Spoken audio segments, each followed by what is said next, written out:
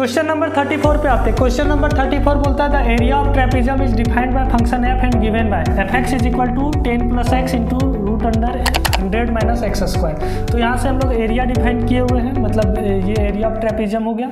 और इसको क्या करना है ना कि एरिया को मैक्सिमाइज करना है। तो एरिया मैक्सिमाइज कब होगा, मतलब इस फंक्शंस को हम लोग को मैक्सिमाइज करना है। तो फिर से एप्लीकेशन ऑफ डेरिवेटिव का क्वेश्चन से एक फंक्शंस दिया हुआ है और इस फंक्शंस का मैक्सिमम वैल्यू आपको निकालना है। तो मैक्सिमम वैल्यू हम लोग कैसे निकालेंगे, तो हम लोग देखे थे कि किसी भी फंक्शंस का मिनिमम वैल्यू निकालना हो या मैक्सिमम वैल्यू निकालना हो तो हम लोग उसका एप्लीकेशन ऑफ डेरिवेटिव को यूज करते हैं। पहले एफ डैश एक्स फाइंड करते हैं, एफ डैश एक्स से हमको पता चल जाता है स्लोप ऑफ टेंजेंट क्या होगा, ठीक है।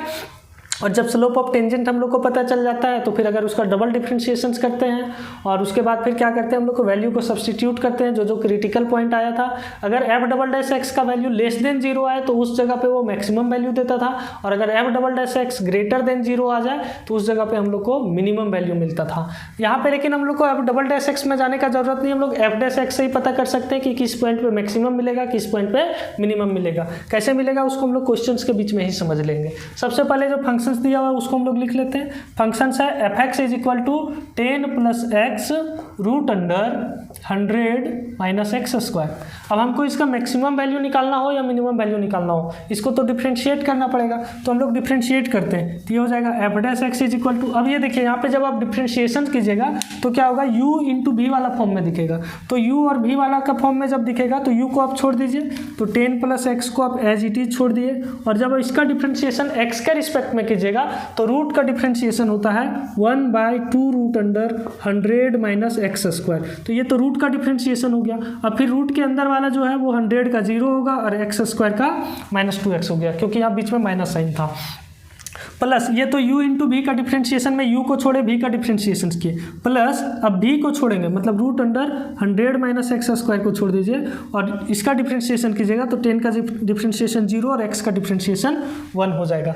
यानी कि ये कुल मिला करके आ जाएगा 10 plus x into -2x divided by ये हो जाएगा 2 root under 100 minus x square. ये 2 कैंसिल हो जाएगा, plus root under 100 minus x square into 1 है, तो ये चीज़ हो जाएगा। इसको अगर हम लोग पूरा सॉल्व करते हैं तो ये हो जाएगा -10x, इसको साथ में मल्टीप्लाई करते हैं, ये हो गया -10x और ये हो जाएगा -x स्क्वायर, और ये रूट के साथ हो जाएगा तो ये हो जाएगा +100 माइनस एक्स स्क्वायर, क्योंकि यहाँ कुछ नहीं तो 1 है, एलसीएम ले लीजिएगा तो ये हो जाएगा रूट जो है वो रूट हट जाएगा क्योंकि रूट का होल पावर 2 हो गया, और नीचे बचेगा आपका 100 माइनस एक्स स्क्वायर। ये फंक्शंस आ गया। अब यहाँ पे आप देख सकते हैं जब इसको आप पूरा आप सॉल्व कीजिएगा तो ये आ जाएगा आपका एफ डैश एक्स का value -2x square minus 10x plus 100 divided by root under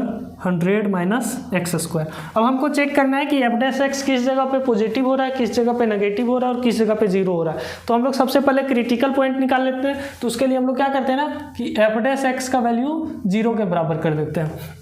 जब आप एफ डैश एक्स का वैल्यू 0 कीजिएगा मतलब ये पूरे को 0 कर रहे हैं। अब ये पूरे को 0 करना है लेकिन डिनोमिनेटर को 0 हम लोग को नहीं करना है, क्योंकि डिनोमिनेटर जब 0 हो जाएगा तो फिर फंक्शंस वहाँ पे अनडिफाइंड हो जाएगा। तो अभी हम लोग न्यूमरेटर को 0 करते हैं, तो उस केस में क्या होगा, -2x square minus 10x plus 100 is equal to 0।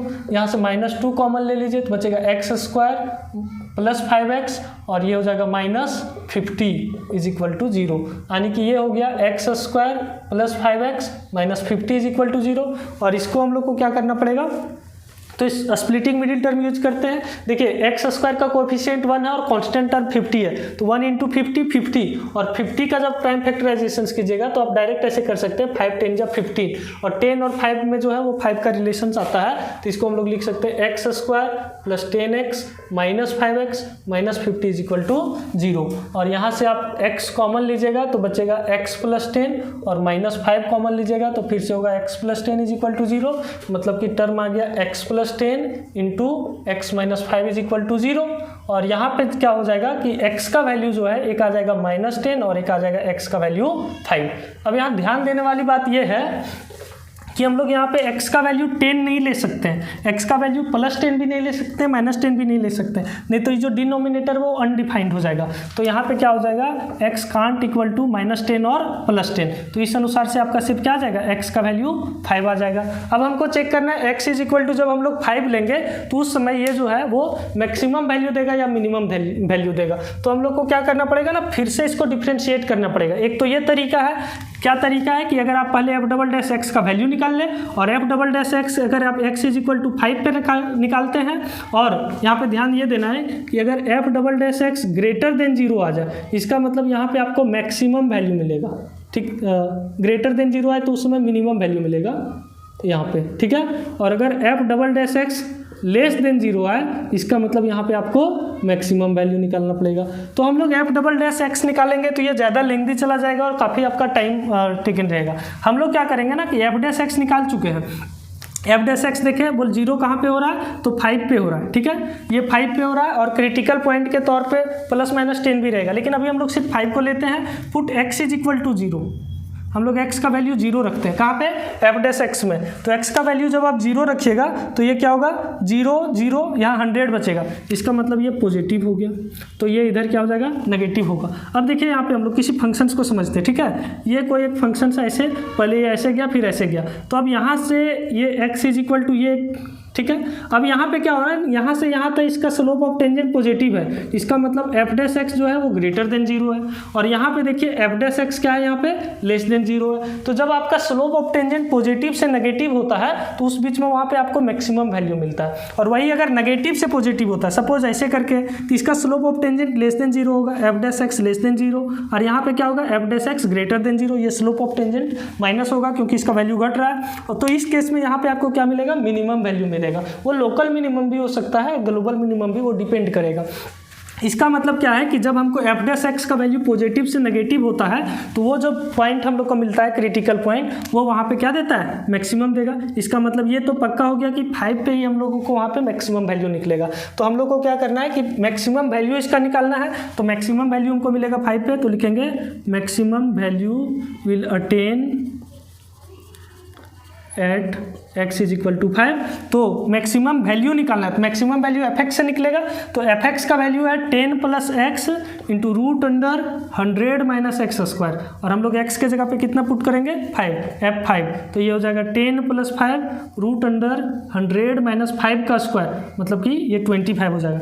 10 + 5 15, 100 - 25, तो ये हो गया 75, तो इतना सेंटीमीटर स्क्वायर हो जाएगा। तो 15 √175, ये तो कहीं दिया हुआ ही नहीं है, तो इसको मतलब है कि इसको आगे सॉल्व कर सकते हैं। ये हो जाएगा 25 को लिख सकते हैं 25 × 3, 25 × 3, और 25 को हम लोग रूट से बाहर निकालेंगे तो 5 निकलेगा, तो 15 5 जा 75, ये हो गया 25 √3 सेंटीमीटर स्क्वायर, ये दिया हुआ है 25 √3 सेंटीमीटर स्क्वायर। तो ये आसान क्वेश्चन था, हम लोग को एप्लीकेशन ऑफ डेरिवेटिव यूज करना था। उसमें ये बात को ध्यान रखना है कि अगर f'(x) पहले पॉजिटिव होता है और फिर नेगेटिव होता है तो वहाँ पे आपको मैक्सिमम वैल्यू मिलेगा, और अगर पहले नेगेटिव होता है फिर पॉजिटिव होता है तो वहाँ पे मिनिमम वैल्यू निकलेगा।